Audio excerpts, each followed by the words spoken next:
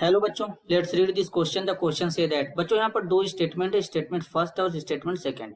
First में बोला गया acetic acid does not undergo hello form reaction. Second में बोला गया acetic acid does not have alpha hydrogen atom. इसके रिस्पेक्टिव यहाँ पे 4 स्टेटमेंट भी गिवन है। अब इनमें से कौन सा स्टेटमेंट करेक्ट होगा हमको ये बताना है।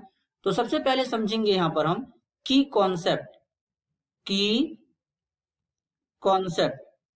कॉन्सेप्ट होगा हैलो फॉर्म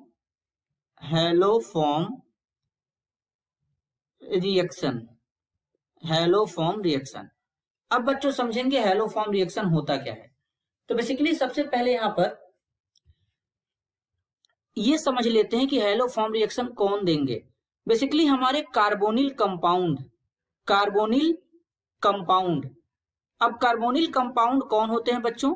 कार्बोनिल कंपाउंड हमारे होते हैं एल्डिहाइड और कीटोन होते हैं। और एल्डिहाइड और कीटोन में भी ऐसे एल्डिहाइड और कीटोन बच्चों देंगे जिनके पास मिथाइल कीटो ग्रुप प्रेजेंट होगा। यहां पर इस तरीके से मिथाइल कीटोन ग्रुप प्रेजेंट होगा, वो हमारे हैलो फॉर्म रिएक्शन को देंगे। Methyl ketone group. तो अब बेसिकली अगर हम बच्चों देखें तो हमारे पास इस तरीके से एक कंपाउंड है, मिथाइल कीटोन ग्रुप इसमें प्रेजेंट है, यहां पर दिख रहा है। इसको क्या करेंगे, बेसिकली NaOH के साथ ट्रीट करेंगे। तो यहां पर इस तरीके से एक साल्ट बन जाएगा और साथ में यहां पर CHX3 का फॉर्मेशन हो जाएगा, जिसे हैलो फॉर्म कहते हैं। X is equal to chlorine भी हो सकता है, ब्रोमीन भी हो सकता है, आयोडीन भी हो सकता है। अगर X के जगह पे बच्चों Cl रहेगा तो क्लोरोफॉर्म टेस्ट, Br रहेगा तो ब्रोमोफॉर्म टेस्ट, I रहेगा तो आयोडोफॉर्म टेस्ट बोलेंगे। इस तरीके से होता है। अब स्टेटमेंट फर्स्ट को जरा चेक करते हैं। बोला गया acetic acid does not undergo hello form reaction.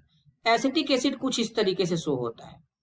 Acetic acid बच्चों यहां पर अगर देखेंगे तो आप सोचेंगे कि यहां पर ये मिथाइल कीटो ग्रुप प्रेजेंट है, लेकिन एसिटिक एसिड कार्बोनिल कंपाउंड नहीं होता है, तो इसका मतलब ये हैलो फॉर्म हमारा रिएक्शन नहीं देगा। तो स्टेटमेंट फर्स्ट बिल्कुल करेक्ट है। सेकेंड में बोला गया acetic acid does not have alpha hydrogen atom. तो बेसिकली यहां पर देखेंगे तो एसिटिक एसिड है यहां पे।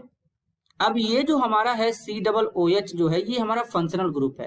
तो ये जिस कार्बन से जुड़ा है उसे अल्फा कार्बन कहते हैं, और इस अल्फा कार्बन पे 3 अल्फा हाइड्रोजन है। तो इसका मतलब एसिटिक एसिड में अल्फा हाइड्रोजन 3 होते हैं। तो स्टेटमेंट सेकेंड यहाँ पर गलत है।